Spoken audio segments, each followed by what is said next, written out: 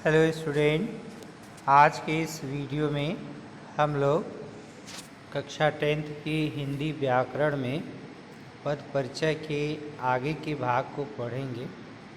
पीछे की वीडियो में हम लोगों ने शब्द और पद, शब्द पद में अंतर और पद परिचय क्या होता है उसके बारे में आज जाना, और पदों के बारे में पद जो है विकारी या विकारी दो प्रकार के होते हैं, जिसमें विकारी में संज्ञा, सर्वनाम, विशेषण और क्रिया, इसको हमने जाना।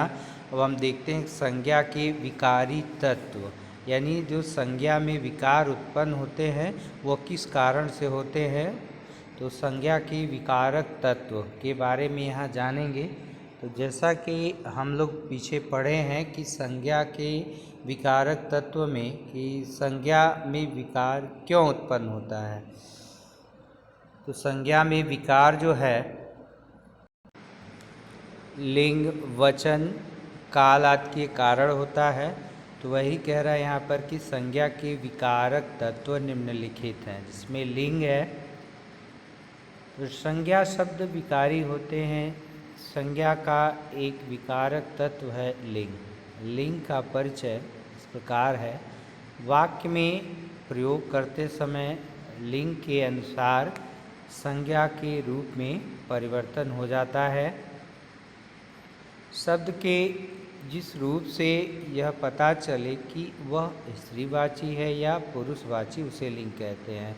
यानी हम पढ़ते भी आ रहे हैं बचपन से कि लिंग किसे कहते हैं। तो जिस शब्द से हमें स्त्री या पुरुष जाति का बोध होता है उसे उसका हम लिंग कहते हैं। तो हिंदी में लिंग जो है वह दो प्रकार के होते हैं, पहला स्त्रीलिंग और दूसरा आपका है पुल्लिंग।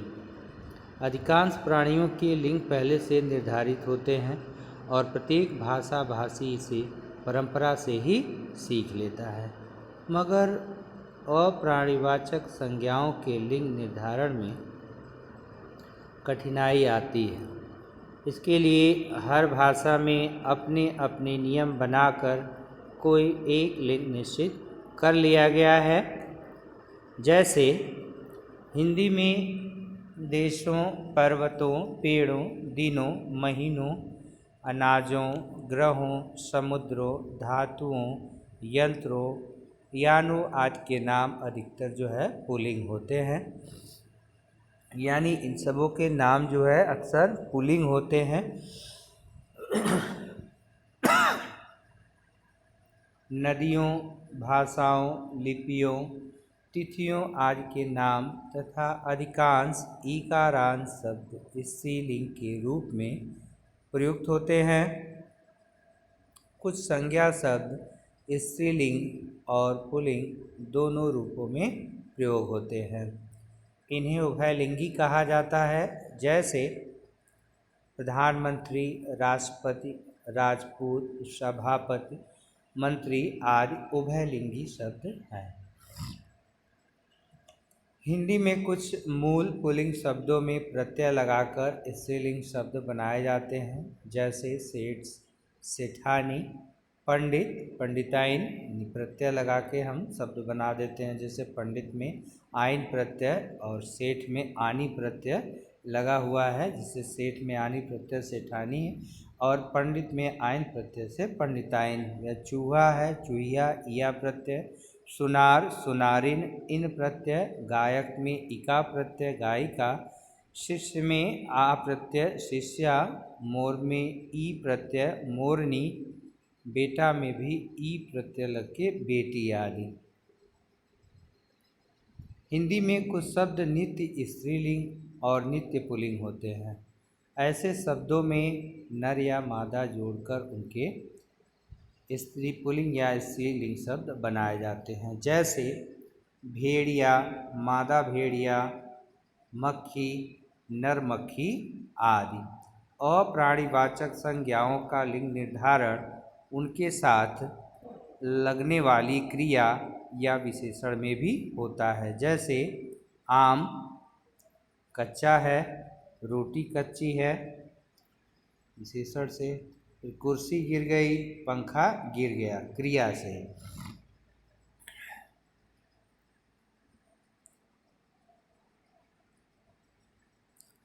अब संज्ञा का दूसरा प्रमुख विकारक तत्व है वचन।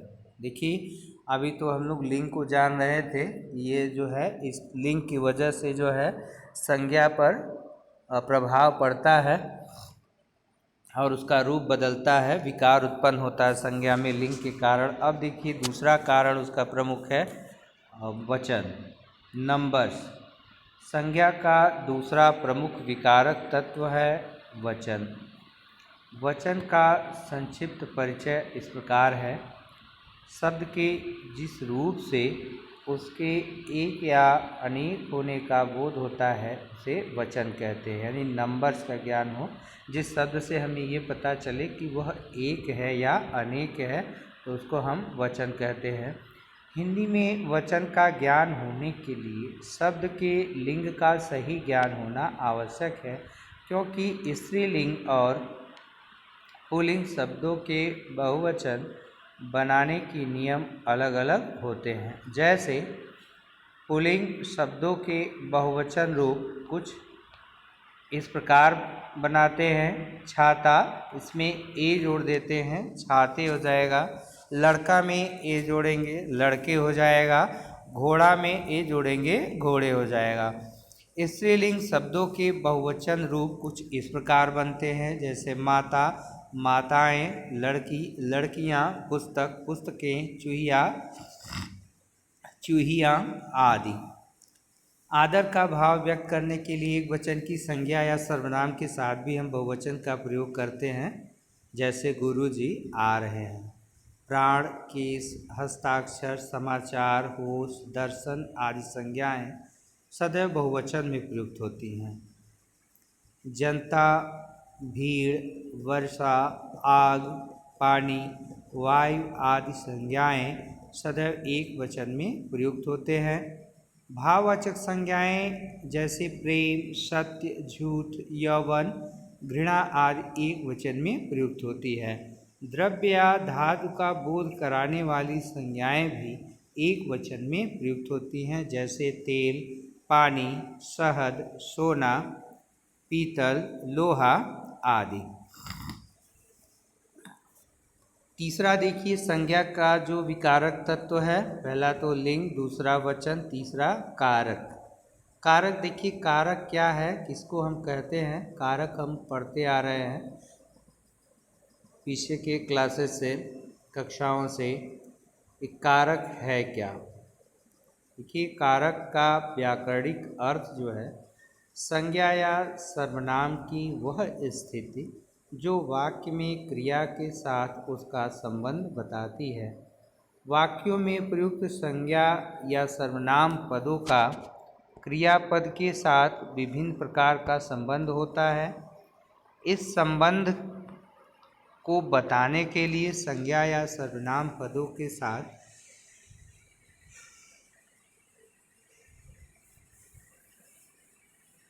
कुछ चिन्हों का प्रयोग होता है जिन्हें विभक्ति चिन्ह या परसर्ग कहते हैं। जैसे माता जी ने माला को बाजार से सब्जी लाने भेजा। देखिए प्रयुक्त वाक्य में भेजा क्रिया की संपन्न होने में, माता जी का कर्ता के रूप में, माला का कर्म के रूप में तथा बाजार का अपादान के रूप में प्रयोग हुआ है, जो क्रमशः ने को से परसर्गों द्वारा व्यक्त हो रहा है। कभी कभी संज्ञा पदों के साथ परसर्गों का प्रयोग नहीं भी होता है। यानी आप ये जान लें कि कर्ता जो है कभी परसर्ग सहित होता है, कभी परसर्ग रहित भी होता है। जैसे सब्जी संज्ञा के साथ कोई परसर्ग नहीं लगा है, किंतु पदक्रम और अर्थ के आधार पर क्रिया से उसके संबंध का पता चल रहा है। इस प्रकार संज्ञा या सर्वनाम पदों का वह रूप जो उसका संबंध वाक्य की क्रिया के साथ बताता है कारक कहलाता है। अर्थात हम कारक किसको कहते हैं, तो संज्ञा या सर्वनाम पदों का वह रूप जो उसका संबंध, किसका, संज्ञा या सर्वनाम का संबंध वाक्य की क्रिया के साथ बताता है, वह कारक कहलाता है। क्रिया से संबंध के आधार पर 6 कारक हैं, किंतु हिंदी में संबंध कारक और संबोधन कारक को भी शामिल किया जाता है। वास्तव में संबंध कारक में संज्ञा और क्रिया के बीच संबंध न होकर दो संज्ञा पदों के बीच संबंध प्रकट किया जाता है, और संबोधन कारक में किसी संज्ञा को संबोधित किया जाता है।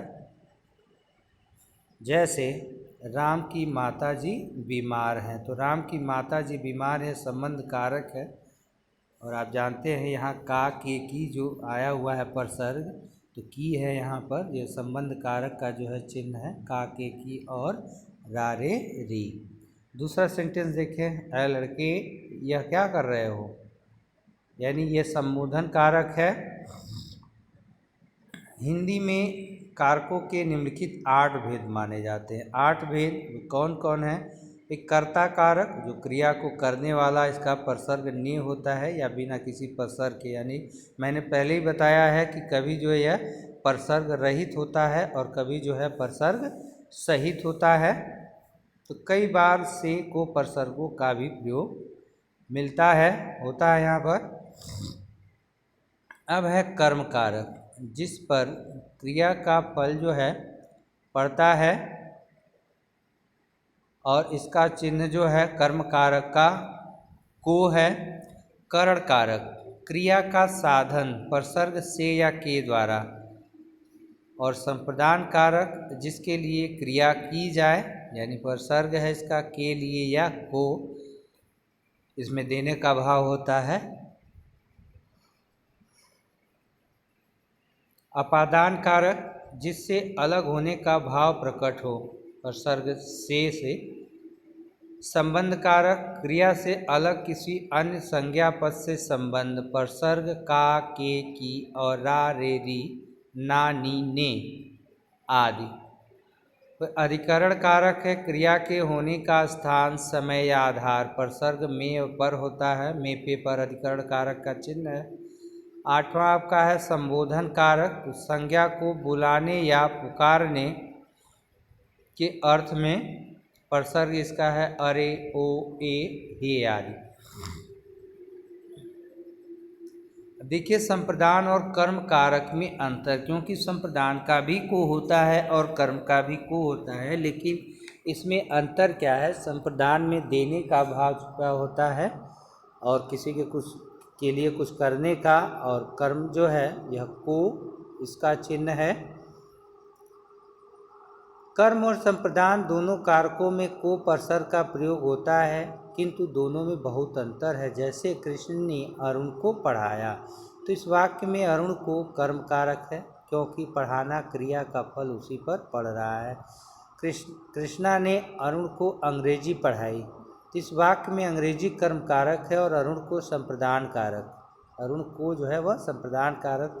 तो संप्रदान कारक में किसी को कुछ देने या किसी के लिए कुछ करने का भाव होता है। द्विकर्मक क्रिया वाले वाक्यों में प्रत्यक्ष कर्म कर्म कारक में होता है और अप्रत्यक्ष कर्म सदैव संप्रदान कारक में होता है, और इसके साथ प्रायः को विभक्ति लगी रहती है। पिताजी ने बच्चों को उपहार दिए, तो प्रयुक्त वाक्य में बच्चों संप्रदान कारक और उपहार कर्म कारक है। वाक्य में संप्रदान कारक हो तो कर्म कारक के साथ को नहीं लगता। अब देखिए करण और अपादान कारक। देखिए करण और अपादान, इन दोनों का भी जो विभक्ति चिन्ह इनके से है, करण का भी से होता है, अपादान का भी से होता है, लेकिन इसमें हम अंतर कैसे करते हैं? करण में से करण के से क्रिया के होने के साधन का या माध्यम का पता चलता है, जबकि अपादान में से अलगाव का बोध होता है, अलग होने का भाव मिलता है। देखिए करण तथा अपादान दोनों कारकों का विभक्ति चिन्ह से है, किंतु अर्थ की दृष्टि से दोनों में अंतर है। करण कारक में से क्रिया के साधन का सूचक है और अपादान में अलगाव होने का। जैसे वे कार से जाएंगे। यहाँ पर वे कार से जाएंगे, यहाँ पर ये जो है करण कारक है, क्योंकि क्रिया के होने के साधन का पता चल रहा है, माध्यम का, कि वे कार से जाएंगे। किससे जाएंगे? कार से, द्वारा, किसके द्वारा? कार के द्वारा। तो यहाँ क्रिया जाने की हो रही है और वो किससे संपन्न हो रही है? कार से। के बाद है लक्ष्मी ने फूलों से रंगोली बनाई, ये भी करण कारक ही है। इन वाक्यों में जाना और बनाना क्रिया के साधन हैं, कार और फूल, अतः ये करण कारक है। वह घोड़े से गिर गया, गरिमा जयपुर से आई है। तो वह घोड़े से गिर गया यानी वह अलग होने का भाव। देखिए यहाँ पर अपादान कारक है, घोड़े से गिर गया यानी अलग हो गया। गरिमा जयपुर से आई है यानी जयपुर से आई है यहाँ पर, तो यहाँ पर जो है इनमें अपादान कारक है, क्योंकि इसमें अलग होने का भाव मिल रहा है। तो स्टूडेंट आज के वीडियो में इतना ही। अगले भाग को लेकर के अगली वीडियो में फिर उपस्थित होंगे। तब तक के लिए student take care, bye bye.